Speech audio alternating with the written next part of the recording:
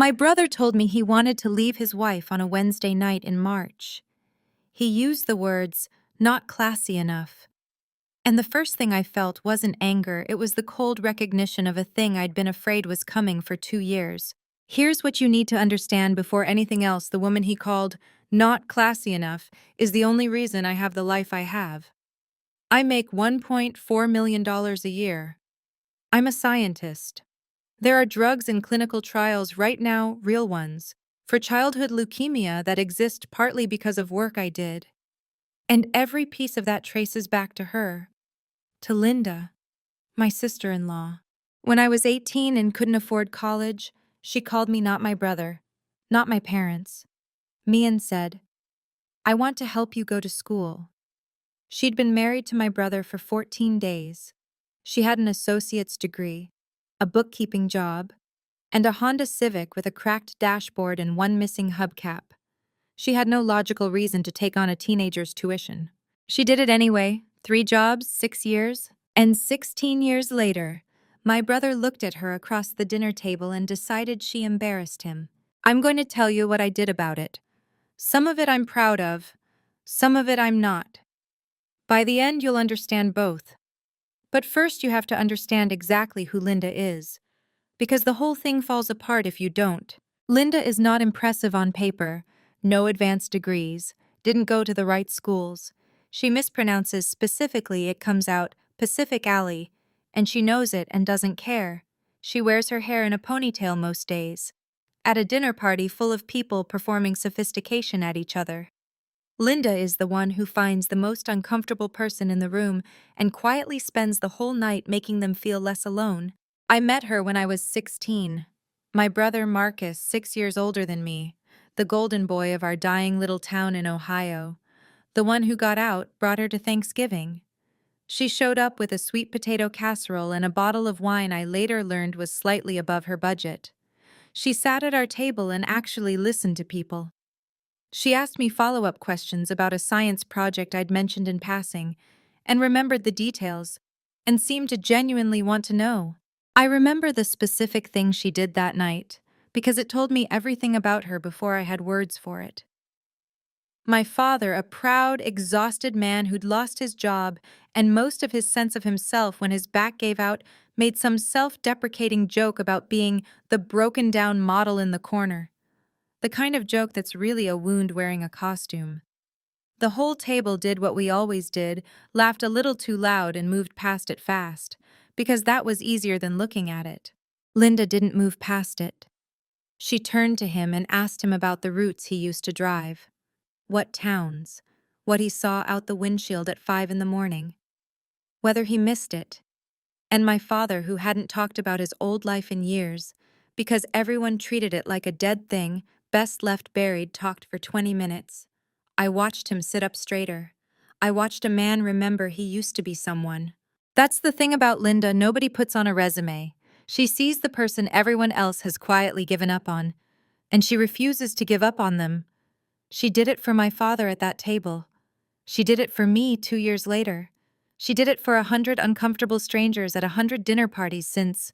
After dinner, my mother pulled me into the kitchen and whispered, "That one's real. Your brother better not screw it up." 16 years later, I think about that sentence a lot. We grew up poor in Grover's Mill, Ohio. 4,000 people, a Dollar General, a diner where the coffee was undrinkable and the pie was inexplicably extraordinary. My mother worked the grocery register for 22 years. My father drove a delivery truck until his back gave out when I was 12. We ate pinto beans 3 nights a week. A broken water heater wasn't an inconvenience, it was a crisis that kept my mother up at night doing math. Marcus got out at 18 and built something real in Columbus. Warehouse work, then management, then a logistics company that saw what he could do. By the time I was 18, he was comfortable, married to Linda, and living a life that looked, from Grover's Mill, like winning. I was 18, valedictorian of a class of 67, accepted to Ohio State, and about $4,000 short of being able to actually go. I'd made peace with deferring, working, figuring it out eventually, the way poor kids do. Then, 2 weeks after her wedding, Linda called. "Serena, I want to help you go to college. I fumbled through 30 seconds of protest. Too much. You just got married. I'll figure it out. She let me finish. Are you done? Listen, you're the smartest person I've met in my life, and I mean that as a fact, not a compliment. The world needs you doing something that matters, and money is not going to be the reason it doesn't happen. It's just not. What does Marcus think? I asked. A pause? The specific pause of a woman who's already settled it with her husband? Marcus thinks it's a great idea, she said. I found out years later he had not, initially, thought it was a great idea. He'd raised objections newlyweds. The house fund. Linda had listened, then said, She's your sister. She has one shot. We're helping her. End of discussion. What followed was 6 years of 3 jobs. Bookkeeping by day, waitressing Friday and Saturday nights, medical billing from home in the evenings at the kitchen table after Marcus went to bed. They stayed in their 2-bedroom apartment 4 years longer than planned. She drove that Civic until it had 140,000 miles on it. She didn't take vacations. When her winter coat wore through, she bought another at a thrift store and didn't mention it. She called every Sunday at 8. Never missed once. Not because I asked, because she'd decided I was her responsibility, and Linda doesn't do anything halfway. I'll give you just one Friday. So the phrase 3 jobs means something. February of my sophomore year. The restaurant was short-staffed and she worked a double 12 hours on her feet. Came home at 11:30, found Marcus asleep, sat down still in her work clothes and did medical billing until 2 in the morning. Up at 6:45 for her day job. And on Sunday she called and asked whether my study group was actually helping or just a distraction. I think about that Friday whenever I'm tired. Linda did it for years, willingly, and then called me to ask about my studying. There's one more thing from those 6 years I have to tell you, because it's the night that defined what she was to me. Junior year, November, I failed a chemistry exam, not by a little 54 out of 100 with "See Me" written in red pen in the margin. I sat on the floor of my dorm room in the dark and let myself believe, completely, that I was a fraud, that I'd been faking my way through, that I was about to waste everything she'd given up, that I should just go home before I embarrassed everyone further. I called her at 10:15 on a Tuesday. She picked up on the second ring. I couldn't speak. I just cried the ugly, airless kind. She didn't say anything for about 30 seconds. She just let me. Then, okay, tell me what happened. I told her everything. The grade, the red pen, the spiral that ended with me on the floor. I told her I thought I wasn't smart enough, that I thought she'd wasted years on me, that I was thinking about quitting. Silence on the line. Then are you finished? I think, Serena, you failed one exam. In November of your junior year. That's not a sign you're not smart enough. It's a sign you studied the wrong way and need a different approach. That's all this is. Now walk me through what was on it. We were on the phone 2 hours. By the end, I had a study plan. Office hours scheduled. A concrete next step. I passed the next exam, a 91. She never asked about the grade. She didn't need to. She'd done what she set out to do, gotten me back on my feet, and then she let me walk on my own. I owe her a debt I can't repay. Remember that I just said that. It matters later, in a way I didn't understand for 16 years. I'm Dr. Serena Calloway now. Johns Hopkins, Ph.D., Pharmacology. Principal research scientist at one of the biggest pharmaceutical companies in the world. $1.4 million a year. 2 drugs in trials. Linda came to my dissertation defense in a deep green dress I'd never seen. She'd bought it for the occasion, which meant she'd spent money on herself, which was so unlike her it caught in my chest. When the committee chair said, "Congratulations, Dr. Calloway," for the first time. I looked out at the room and Linda was crying. Not the polite kind, the real kind. Afterward, she hugged me a long time, pulled back, looked at my face like she was checking something, and said quietly, "There you are," like she'd always known I was coming and had just been holding the door. Marcus did well, too. Regional director, real money, real title. They bought a house in a good suburb. Linda built her own career controller at a manufacturing company, work she was genuinely excellent at, From the outside, a success story. And for a long time, it was a real one, not just the outside of one. I want to be fair about that, because it makes what came later worse, not better. There was a version of Marcus and Linda that worked. I watched it for years.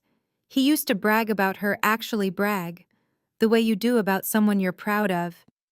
Linda caught a six-figure accounting error at her company that 3 auditors missed. He told me once, beaming, at a family barbecue. He used to reach for her hand without thinking about it. He used to look at her across a room with the specific expression of a man who couldn't believe his luck. I don't know exactly when that man started disappearing. There was no single moment. It was gradual water carving rock, no visible change day to day. And then one morning the landscape is unrecognizable. The promotions came, and with them new friends. And the new friends came with a new way of seeing. And somewhere in there, Marcus started measuring his life against people whose lives were built on appearances. And Linda, who had never once in her life been about appearances, started to look through that borrowed lens, like something to apologize for. About 2 years ago, I started noticing things. The Italian restaurant they'd loved was suddenly beneath the experience Marcus wanted. Old friends, people who'd been at their wedding, quietly disappeared, replaced by golf club contacts. He started saying, "The circles I'm moving in now," with a reverence that made my skin crawl before I could name why. Linda mentioned it once, minimizing the way she did with hard things. The wives have specific haircuts and know everything about wine and talk about their decorators. I grew up working class in Akron. I talk about whatever Daniel did at school. I just don't always know how to be in those rooms. "You're the smartest person in every room you walk into," I said. "That's sweet," she said quietly. "But it's not what they're looking for." I let myself believe it was a phase. I was wrong. The call came on a Wednesday, 90 seconds of hollow small talk. Then, "Serena, I'm thinking about leaving Linda." I said nothing. I've learned the most important thing when someone says something that makes you want to detonate is to let them say all of it first. He went a long time. Incompatibility. Growing in different directions. They wanted different things now. He used the word compatible until it lost meaning. And the whole time, I could hear him doing the thing people do when they've already decided something and are reverse engineering the justification, building a case. Brick by careful brick, for a verdict he'd reached long before he picked up the phone. "What's the real thing, Marcus?" I said finally. "You've given me a lot of words. Say the actual thing." Silence. "I don't know what you do. You called me at 9 at night to tell me you're leaving your wife. You don't do that over incompatibility. Something specific happened or something specific is true. Say it." A longer silence, and then quieter. Like he heard how it would sound and said it anyway. "She's not classy enough." I didn't react. I let him keep going, because now that the seal was broken, it came out of him in a way that told me he'd been rehearsing it in his own head for months. The people I work with, the people I'm around now, they're sophisticated, cultured. Their wives know about wine, about art. They can hold a conversation at a certain kind of dinner. And Linda, she's wonderful. She's a good person. I'm not saying she's not, but she doesn't fit. I bring her to things, and I can see her not knowing what to say, and I feel... He stopped. "You feel what?" "Embarrassed." I feel embarrassed, and I feel like she's holding me back. Like I could be further than I am if I had a partner who matched the life I'm building. Not classy enough, the life he was building. Linda. 3 jobs. The dying Civic. Every Sunday at 8. Never missing once in 6 years. The green dress she bought to watch me become a doctor. The woman who drew my broken-down father out of his shell at a Thanksgiving table because she refused to let anyone feel invisible in her presence. Not classy enough. "Has she heard those words from you?" I asked. My voice was very even. I was keeping it even with effort. "She knows things aren't great. She's been trying to improve herself." "Improve herself how?" He described it with the casualness that dropped the floor out of my stomach. Etiquette classes. $800 of new clothes. A woman who came Wednesdays to teach her which fork and how to make conversation at business dinners. videos about how to conduct herself at formal events. She'd been doing all of it without telling me, alone, quietly sanding herself into a shape her husband wouldn't be ashamed of. I need to think, I said. I'll call you back. I hung up and looked at the Charles River for a long time. I flew to Columbus that weekend. Marcus was golfing. Linda opened the door and pulled me into a hug that lasted 3 seconds too long. We sat at her kitchen table, scratched wood, the same table where she'd done the midnight billing. She made coffee, folded both hands around her mug. I told her everything Marcus had said, word for word. I watched her absorb it, the careful stillness of someone holding themselves together by force. I know, she said when I finished. I've known a while. You always know when your husband is embarrassed by you.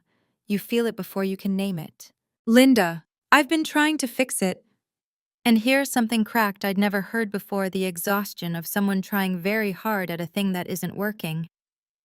I spent $800 on clothes. There's a woman who comes Wednesdays. I watch videos on my phone in the bathroom with the door locked so Daniel doesn't see.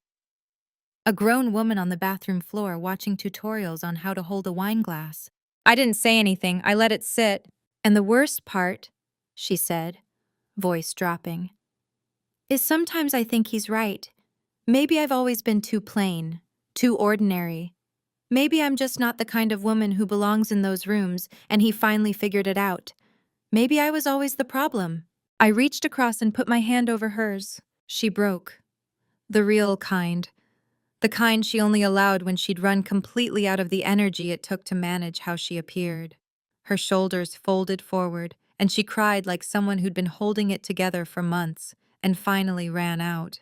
And I want to be honest about what I felt, because it wasn't only sadness. Underneath was something hot and ugly, a fury so total my hands were shaking under the table where she couldn't see. Not at Linda. At the image of my brother coming home to this woman every night, watching her fall apart behind a locked bathroom door, and concluding that what was missing was better table manners. I study molecular catastrophes for a living. I know the worst failures don't happen all at once, but through 1,000 small degradations that each seem survivable until the whole structure gives. I was watching the human version across a kitchen table, and it was happening to the person who'd made my entire life possible, and I had to keep my hands hidden so this moment could stay hers. When she stopped, she wiped her face and said, almost to herself, I'm so tired of trying to figure out who I'm supposed to be. You're the reason I exist in the form I exist in, I said when the room was ready. You're the reason there are drugs and trials that might save kids. You're the reason my nephew is being raised by someone who shows up to every single thing he does. And you're on a bathroom floor watching videos about wine glasses because your husband started caring about the wrong things. You were never the problem, not for one day. She looked at me a long time. I want to handle this myself, she said. Whatever you're thinking, let me try.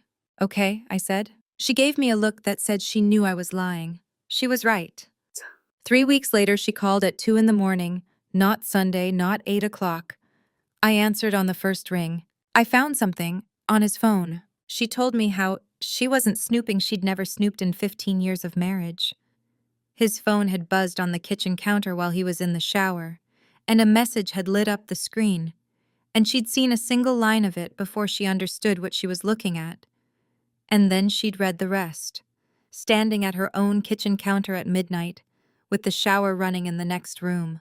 4 months of messages. A woman named Courtney, assistant to one of Marcus's VP colleagues. Not the start of something, not an emotional connection that hadn't crossed a line yet, a full affair. And it had been running alongside the couples counseling they'd started the month before. The same couples counseling Linda had been driving to every other Thursday, doing the homework, sitting in a circle of vulnerability with a stranger, trying. He'd been sitting across from her in that therapist's office and driving to Courtney's apartment the same week. Serena. Her voice broke completely, not the careful, managed crying from the kitchen table weeks before, but something with the bottom gone out of it. I cried in front of a stranger in that office, I told a therapist things I'd never told anyone. I did the homework. There was a worksheet. Serena. I filled out a worksheet about what I appreciated about him. And he was, I know. How do I tell Daniel? How do I even? You don't figure that out tonight, I said. Tonight you don't have to solve anything. I'm getting on a plane in the morning. She was quiet for a moment. Then, in a smaller voice, I really believe the problem was me. For months, I sat on that bathroom floor believing it was me. It was never you. I know that now.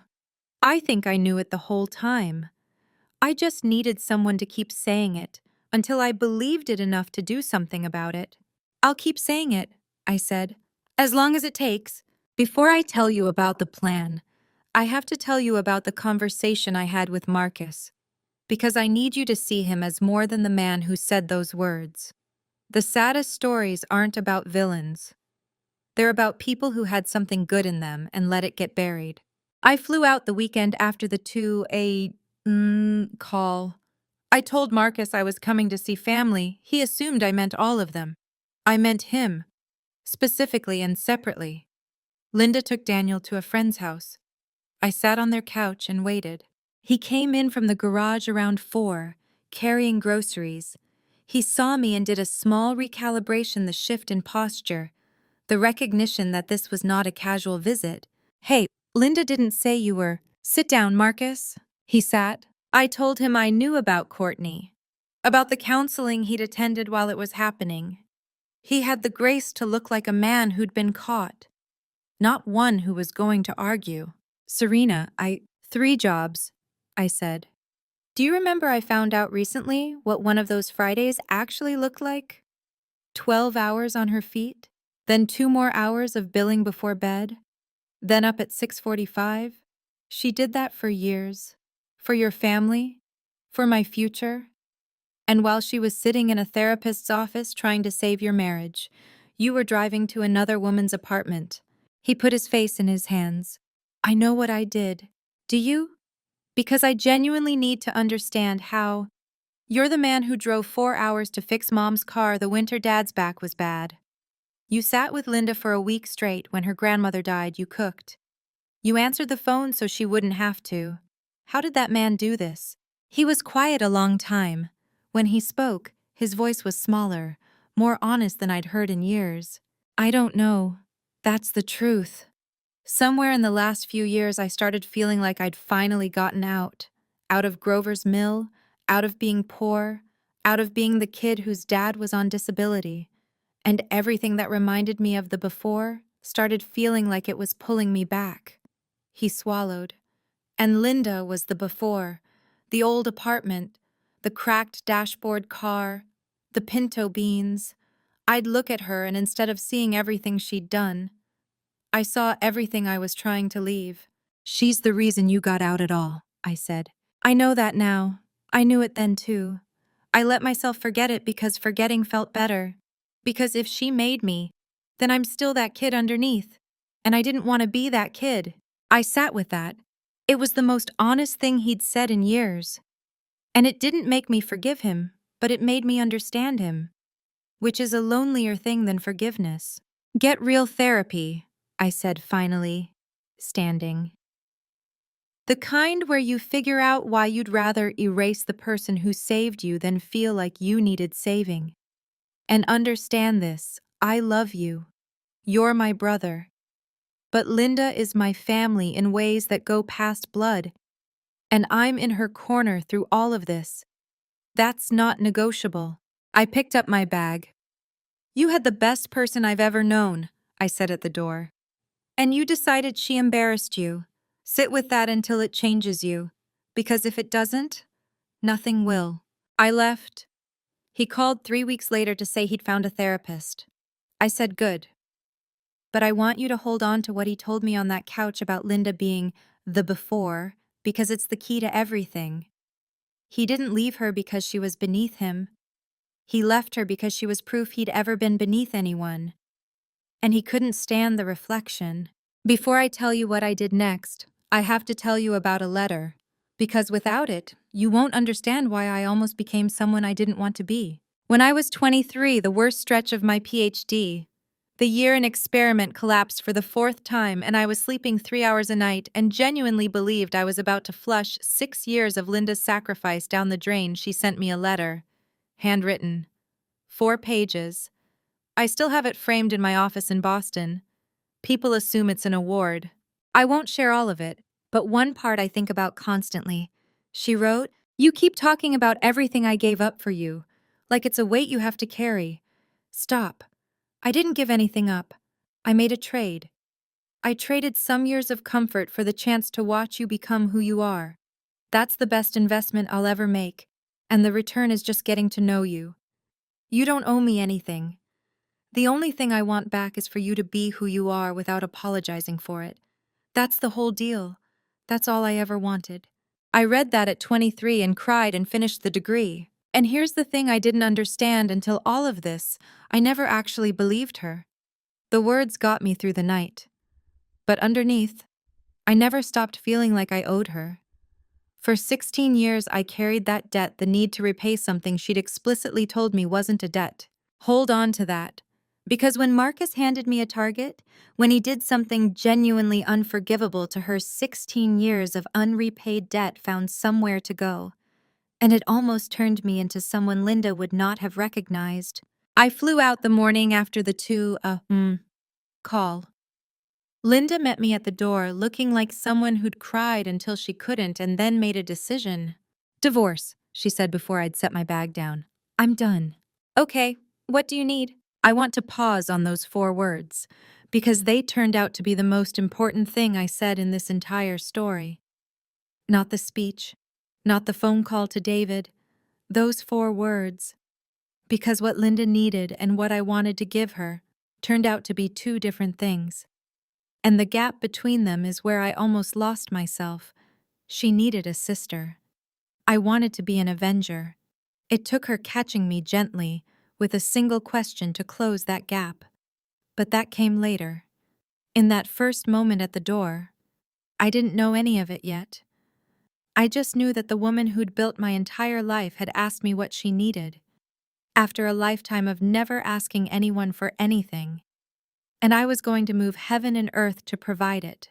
First, I called Helen Marsh, 27 years of family law in Columbus. A reputation opposing counsel describes in the tone of people who've lost to her and don't intend to repeat it. Retained that afternoon. Cost wasn't a concern. I want to be clear about why the money mattered. Because it's not glamorous, but it's true. Divorces are won by attrition, as often as by argument. The side that can sustain a long process without financial pressure to settle quickly holds the leverage. Marcus made good money, but most of his wealth was tied up the house, retirement accounts, investments. Linda, despite her career, had spent years pouring her earnings into a shared life. I had liquidity, and I was willing to spend every dollar of it. I told Helen I never wanted Linda to face a single moment of pressure to accept less than was fair, because she couldn't afford to keep fighting, whatever it took, for as long as it took. Helen laid out the landscape. Ohio is equitable distribution contributions count, financial and non-financial both. Her eyes sharpened as I listed Linda's 6 years of 3 jobs, while Marcus established his career. A promotion and relocation she'd turned down 9 years ago specifically to keep his career rooted in Columbus. Sacrificing her own trajectory, years of supporting his extended family, including the not small matter of putting his sister through college and graduate school, and then the counseling versus affair timeline. Helen went quiet when I explained that last one. Then she said, in the careful voice of someone who has just been handed something valuable, "He was in court-adjacent reconciliation counseling, documented, scheduled, attended while actively conducting the affair. That's not just morally damning, in front of the right judge, with the right framing. That's a pattern of deliberate bad faith. Get me everything, every appointment date, every message timestamp. I want the 2 timelines side by side." She would get them side by side, I had no doubt. The second part of the plan took 6 weeks to build, and it almost fell apart. And the way it almost fell apart is the part I'm least proud of and most grateful for. My company had been asked to co-sponsor a fundraising gala in Columbus Pediatric Oncology, 3 hospital systems. The coordinator had asked me months earlier to give a keynote. I said yes now, because Marcus's company held its annual leadership dinner the same weekend, 2 blocks away, and reciprocal invitations between neighboring events were standard. Marcus would be invited to the reception. He'd see the invitation weeks out. He would not see the program until he arrived. The plan Linda there, me telling the truth about her, publicly, in front of the exact people Marcus most wanted to impress. 2 weeks before the gala, Linda called and said she wasn't coming. I've been thinking about it. I don't want to do it. Serena, it feels like using my own life as a weapon, standing up in a fancy room so people can watch Marcus squirm. That's not who I want to be coming out of this. I don't want my last act as part of this marriage to be revenge. I argued, harder than I'm proud of. She deserved to be seen. This was about her, not him. She'd spent her whole life invisible, and this was a chance not to be. And Linda said something that stopped me cold. Listen to yourself. You want this more than I do. I think you need this. I think you've been carrying something about what I did for you for 16 years, and you've never had anywhere to put it. And now you've found somewhere and it's pointed at Marcus. But this is my divorce, not your debt. I didn't say anything because she was right, and we both knew it. You're right, I said finally. I'm sorry. I do need it. I've needed to say what you did out loud for 16 years. And I let that turn into a plan that was about me. I'll cancel the part about Marcus. I'll give a speech about the research. You don't have to come. Long silence. No, she said slowly. I want to come. I want to hear you give the speech. I just don't want to be bait in a trap. There's a difference between telling the truth about me because it's true and telling it to hurt him. If it's the first one, I want to be there. It's the first one, I said. And I meant it. Mostly. I'm being honest that it was only mostly. Then I'll come. But promise me the speech is the truth, not the knife. I promise, I said. I mostly kept that promise. I'll let you decide how mostly. A hotel ballroom downtown, chandeliers, white linen, 200 people in evening wear, Columbus's medical and business worlds overlapping the way they do. Linda wore navy.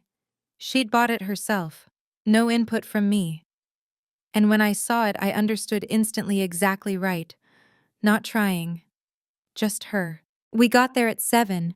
My address was at 8:15. At 7:40, we were seated with Dr. Catherine Wu, head of pediatric oncology at Columbus Children's, 60 years old, direct, with the authority of someone who spent 3 decades saving children and has no patience left for anything fake. She and Linda talked 20 minutes before I said a word about Daniel, about Linda's restructuring work. I watched Catherine's face do the thing it does when she realizes she's talking to someone who isn't performing. At 8, Marcus arrived. 4 colleagues, including his CEO, Gerald Kim, known in Columbus for actually meaning it when he talked about values, relaxed from dinner, suits loosened. Marcus scanned the room the way he always did. His eyes crossed the tables and stopped on me. He went very still. I held his gaze 2 seconds, then turned back to Catherine. He came over. He had no choice. Serena, I didn't know you'd be here. Surprise. You know Dr. Wu, she runs pediatric oncology at Children's, and of course you know Linda. The instant his eyes moved to Linda, something crossed his face. Surprise. Guilt. Then the practiced composure of a man who's learned to manage his reactions professionally. Linda, he said. Marcus. Completely steady. The voice of a woman who's already done all her grieving. The coordinator appeared at my elbow. Dr. Calloway, we're ready when you are. 2 minutes. I looked at Marcus. You should find your seat. I'd rewritten the speech 3 times. After Linda's phone call. A 4th. Here's the part that matters. I stood at the podium and said, we're here for the research, and I'll get to it. But first, the people behind the people. Because I think we get the math wrong on who deserves credit. I grew up poor in Ohio. When I got into college, I couldn't afford to go. 2 weeks after she married my brother, my sister-in-law called me. She'd been married 14 days. She said, I want to help you go to school. And then she worked 3 jobs for 6 years so I could. She drove one car until it had 140,000 miles on it.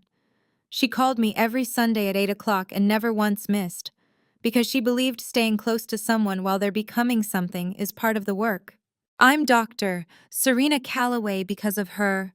The leukemia research some of you have heard about tonight traces directly back to a woman who worked a Friday night waitressing shift in 2010 so I could afford a textbook. Her name is Linda. She's here tonight. And I have never once, in my entire career, forgotten what she gave me or stopped trying to deserve it. Thank you. I did not say Marcus's name. I did not look at him once. I kept my promise, the truth, not the knife. But here's the thing about the truth told in the right room. It doesn't need to be a knife. It just needs to be true. And loud enough. In front of the right people. And these were the right people. The thing Marcus had spent 2 years chasing, the respect of sophisticated, accomplished, important people, was sitting at every table in that room. The head of a hospital system, 2 prominent surgeons, the CEO Marcus reported to, the exact audience he'd reshaped his entire identity to impress.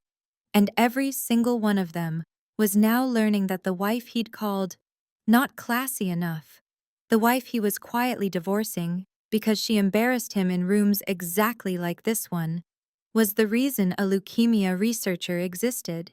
I didn't have to point that out. The room did the math itself. I could feel it happen, the particular quality of attention that shifts when a story rearranges what people thought they knew. People turned, subtly, to look at Linda. Not with pity, with the recognition you give someone when you suddenly understand you've been in the presence of something real and didn't know it. I looked at Linda the entire time. She sat very straight, hands folded, and she was looking at me with an expression I'd never seen, not pride exactly. The look of a person who's carried something alone for a very long time and has just, finally, in public, had it seen. And I made the mistake of glancing once at Marcus. He wasn't performing composure anymore. He was just sitting there, looking at his wife being recognized by every person he'd ever wanted to impress. And his face had the specific stillness of a man watching something he threw away turn out to be priceless. He wasn't angry. I'd half expected anger. It was worse than anger. It was understanding. He understood. Finally. Exactly what he was losing and exactly why. And there was nothing left to do with that understanding except sit in it, while a room full of important people applauded the woman he'd decided wasn't good enough. The applause built slowly. Then it didn't stop when it should have. It kept going a beat too long. The way applause does when people are clapping for something they can't quite name. I came back to the table. Catherine took Linda's hand immediately. "You raised a scientist," she said to Linda, "not me. Understand that in practical terms, there are children alive right now because of the work this woman does. You're part of that chain." "I just made some phone calls," Linda said. "No?" Catherine's voice was sharp. "Don't do that. Don't minimize it." Linda looked at Catherine's hand on hers. Something shifted in her face, small, decisive. "You're right," she said. "Okay, you're right." A small moment.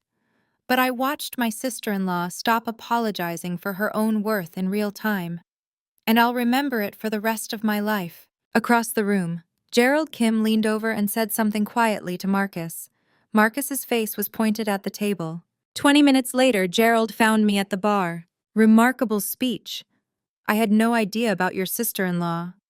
He paused, studying me with the look of a perceptive man who's just learned something that recolors something else. "Marcus has never mentioned any of this." "No," I said. "He hasn't." Gerald glanced across the room at Marcus, then back. "Thank you for sharing it. I appreciate knowing." The following Monday, Gerald sent a company-wide email. I know because Marcus forwarded it to me with no comment. Subject line: "The people behind our leaders." It told, without names, a story about a woman who worked 3 jobs to put her sister-in-law through school. and said this was the kind of sacrifice that made achievement possible, and that the company wanted to honor the support networks behind its people. It closed. When we talk about values, this is what we mean, not words, actions. Hundreds of people got it. Marcus walked into the office Monday and it was on every screen. He called me that night. Was that you? I gave a speech. Gerald writes his own emails. A long silence. People kept coming up to me all day asking about Linda. Someone asked if I was proud of her. Are you? A pause. Yes. I've always been proud of her. I just got so lost I forgot what mattered. I know. It doesn't fix anything. No, I said. It doesn't. But here's where the story stops being clean because 2 weeks later, I learned something about Courtney. And what I did with it is the part I still can't fully defend. Courtney hadn't just been having an affair. She'd been using it, dropping Marcus's name around Columbus business circles, implying influence she didn't have, using it for introductions. And she'd been doing it while also pursuing a partner at a private equity firm named David. I knew David. Not well. Enough to call. I called him. I didn't lie.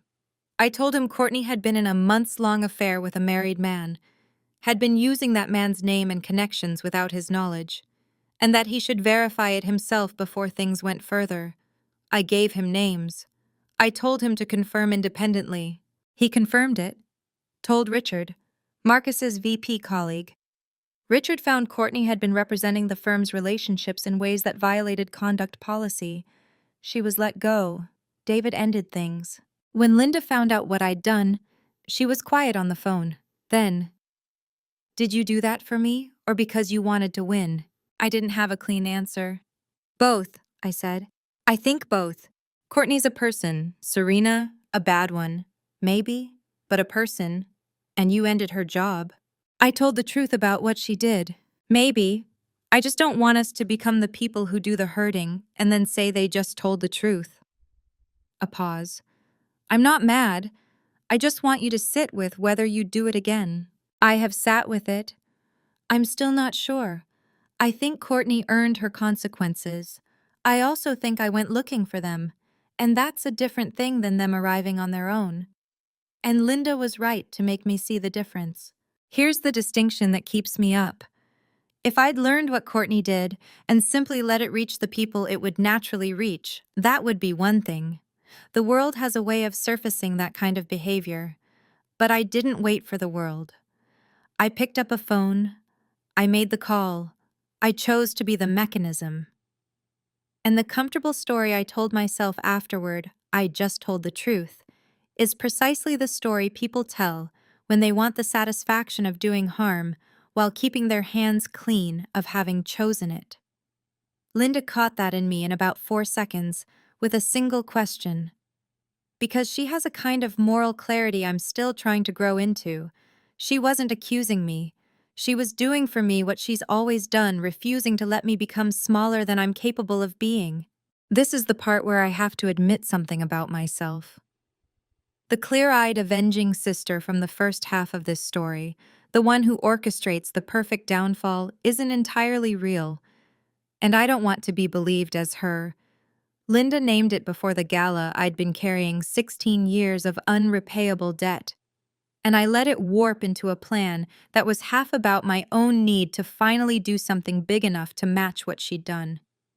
I almost made her divorce about my guilt. And the Courtney thing, I just told the truth, is exactly the sentence people use when they want to do harm without owning it. Linda saved me at 18. She also saved me at 34 from becoming someone I wouldn't have wanted to be. That second rescue was quieter, just a question on the phone. Did you do that for me? Or because you wanted to win? But it was a rescue all the same. She's been rescuing me my whole adult life.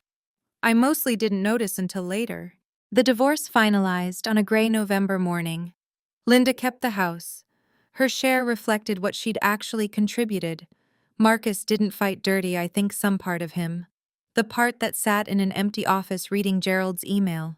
Understood what fighting her now would prove about who he'd become.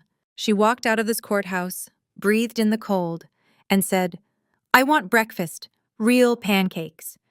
We found a diner, sticky menus, terrible coffee, real pancakes, and she told a story about Daniel that made us laugh until the next booth turned to look. A real morning. It belonged entirely to her. The settlement, when it was done, was fair more than fair, given what Helen had to work with. Linda kept the house. Her retirement share reflected 9 years of sacrificed career trajectory. The support structure for Daniel left every door open for him. Marcus didn't fight a single one of the major points, and I've thought a lot about why. I think it's because Helen sent his attorney those 2 timelines side by side, early, and his attorney understood immediately what they meant in front of a judge, and I think some part of Marcus, the part that had sat in an empty office reading Gerald's company-wide email, understood that fighting Linda now would be the final, public proof of exactly who he'd become. He'd lost enough of himself already. He didn't have it in him to lose that too. But I promised you the truth. And the truth is that not everything wrapped up the way it does in stories people invent. Daniel did not come through this fine. He's 11. He wants to study marine biology. He annotates scientific papers for fun, which is the most his mother thing about him. He's extraordinary. He's also a kid whose father had an affair and whose family broke, and that doesn't disappear because his mother is strong and his aunt gave a good speech. I'll give you one moment, because it's the one that breaks me. In the middle of everything, the divorce just starting, the house full of attention a kid can feel even when no one explains it, Daniel called me. 8:30 on a Thursday. His own phone, not his mother's. Aunt Serena, do you have time for a science question? I always have time for a science question. He'd found a paper on coral bleaching, printed it, read it with a highlighter, and marked the parts he didn't understand. We went through them. Then we got into a genuine disagreement about whether controlled lab studies can really tell you how reefs behave in the actual ocean, with all its variables, and he pushed back on my points with an 11-year-old's vocabulary and an adult's logic. And at one point he was just flatly more right than I was. I told him so. He accepted it with the matter-of-fact graciousness of a kid who expected to be right but wasn't going to gloat about it. I got off the phone and sat there a minute, because in the middle of his whole world shaking, this kid printed out a scientific paper and annotated it, because his mother had taught him in 1,000 small, invisible, uncredited ways that curiosity is something you follow, that the world is interesting, that his questions were worth chasing down. You can't fake that into a child. You build it, day by day, over years, usually while no one's watching. That's what Marcus was prepared to walk away from. Not just Linda.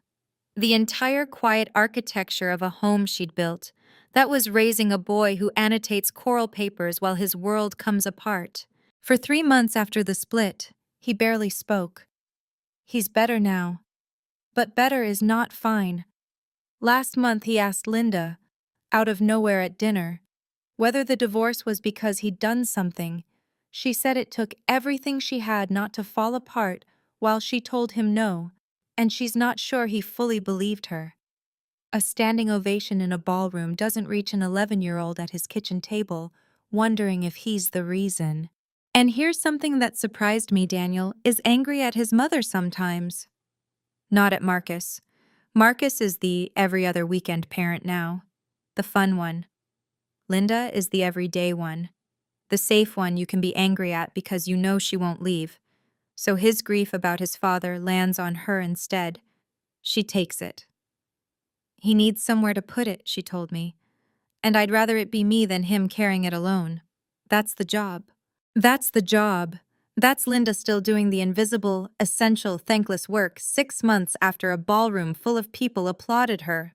And Marcus, I don't get to tell you he became a good man. He's in therapy twice a week, dropped the golf club, eats dinner with the old friends he'd discarded. The phone calls between us have gotten more honest. But the last time we talked, he said he'd learned his lesson in the satisfied tone of a man who thinks the lesson is over, and I don't think it's a lesson that's ever over. The man who said, "not classy enough," is still in there somewhere. Whether the better man can keep him buried is a question I can't close for you, because it isn't closed in real life. There was a moment a few weeks ago that I keep turning over. He'd picked Daniel up for his weekend, And Daniel apparently spent the whole drive talking about his coral research, and Marcus called me afterward. And there was something almost wistful in his voice when he said, "He's so much like her. He's exactly like Linda." And I waited, because I thought maybe this was the moment he'd say the thing, the real thing, the apology that goes all the way down. Instead, he said, "I hope he ends up with someone who appreciates that about him." I almost laughed, not because it was funny, because of how close he came to understanding and how completely he missed. He could see it in his son. He could name exactly the thing he'd thrown away, and he framed it as advice for Daniel's future instead of an indictment of his own past. He's not there yet. He might never get there.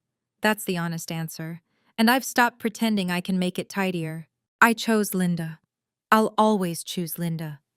But I didn't get to stop loving my brother. And loving someone who did something unforgivable is its own quiet, ongoing weight that doesn't resolve in a tidy paragraph. Some mornings I'm furious at him. Some mornings I just miss the brother who taught me long division and drove 4 hours to fix Mom's car. Both of those men are the same man. That's the part nobody warns you about. She called at 8. She always calls at 8. She's the CFO now. The promotion came 8 weeks after the divorce was final. She told me about a vendor deal she'd closed, saving her company millions.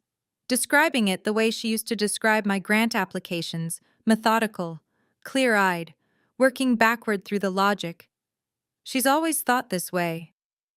It just took the right chair for the world to see it. She gave most of the new wardrobe to a women's charity, kept one blazer she liked and a pair of earrings that, she said, look like me, not who I was trying to be. The etiquette instructor is long gone. Then she said, Daniel had a hard week, cried Tuesday, wouldn't say why. We just sat on the floor of his room for a while. How are you doing with it? A pause. Some days are heavy. I'm not going to pretend they're not. There are nights I sit in the kitchen after he's asleep and I don't know. I built a whole life, and it turned out to be partly made of something that wasn't real. And I have to figure out which parts were real and keep those and let the rest go. That's harder than the divorce was. The divorce was just paperwork. She took a breath. But I booked Iceland, August. Just me and him. I've wanted to see the Northern Lights since I was 22 and read about them in a waiting room magazine and never went. Something always came first: money, the apartment, Marcus's career, Daniel being too young. There was always a reason it wasn't the right time. And now I'm 40 years old and I've spent my whole life putting myself last. And I looked at the calendar and thought, when? When is it going to be my turn? If not now. So I booked it. I'm going to stand somewhere ridiculous and cold with my kid and watch the sky do something impossible. And I'm going to think about the 22-year-old who read that magazine and didn't believe she'd ever get to go. You sound like you, I said. A short silence. Yeah, I do. Don't I? Took a while, but I do. Before we hung up, she said, Serena, thank you for the speech, for seeing me. Even the part where you wanted it for yourself a little, I forgave that a long time ago. Because the part that was for me was real, and I felt it, and I needed it more than I let myself admit. I didn't trust my voice for a second. You were never invisible to me, not for one day. I know, she said. That's what got me through all of it, knowing there was one person who never once stopped seeing me. Do you understand what that's worth? When the person you've built your life around stops seeing you to have one other person who never did. That's not a small thing. Serena, that's the thing that kept me from believing him. I sat in my apartment after, looking at the Charles River in the dark. I told you at the start that I owed Linda a debt I couldn't repay. I believed that for 16 years. I built a whole revenge around it. And the truth, the thing it took almost becoming someone worse to finally understand, is that she told me in writing, when I was 23, exactly what she wanted from me. And it wasn't the gala. It was never the gala. The only thing I want back is for you to be who you are without apologizing for it. The most loving thing I could have done for Linda was never the speech. It was believing her letter, letting the debt go, trusting that she meant it when she said I didn't owe her, and showing up for her divorce as a sister instead of a debtor, trying to balance a ledger 16 years overdue. I'm still working on that. It's harder than the gala was. The gala was just logistics. Believing that someone's love for you was free, that it didn't come with an invoice you've been quietly paying your whole adult life. That's the hard one.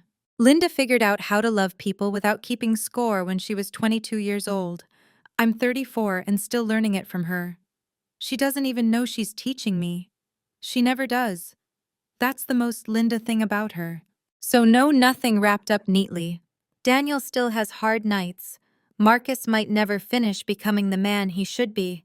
I'm still untangling why I needed that revenge more than Linda did. None of it is the clean ending people invent. But Linda is going to be okay. Not because anyone rescued her, because she's Linda. And that's what she does. She finds what she has and puts it to use and keeps going. She always has. She is not classy enough for the man who was lucky enough to marry her. She's something the word classy was never built to measure. And the man who couldn't see that is going to spend the rest of his life knowing exactly what he traded away. I think about the chain sometimes. Late at night, looking at the river. A 22-year-old with a cracked dashboard Civic decides a teenager she barely knows is worth 6 years of her life. That decision becomes a scientist. The scientist's work becomes a drug. The drug, if the trials hold, becomes years, actual years. On the actual clock given back to children who would otherwise have run out of them. Their parents will never know Linda's name. They'll never know that somewhere at the start of the chain that saved their child, there was a woman working a Friday night waitressing shift so a textbook could be bought. That's what Marcus called not classy enough. A woman whose quiet, uncredited choices ripple outward into the lives of strangers she'll never meet. He stood inside the most extraordinary thing I've ever witnessed and decided it embarrassed him at dinner parties. I don't think he'll ever fully understand what he had. But I do. And I'm going to spend the rest of my life making sure Linda knows that at least one person saw all of it, every invisible piece, and never once looked away. If you know a Linda, someone who gives without keeping score, who shows up without being asked, who does the invisible work and never gets the ballroom applause. Here's the thing I learned too late: the best way to honor her isn't a grand gesture. It's to actually believe her when she tells you how she loves you, to let it be free, to stop keeping score. That's the gift she's actually asking for. It's the only one she ever wanted. I waited 16 years in a divorce to understand that. Don't wait as long as I did. Tell them today. They won't ask. So you have to be the one who says it.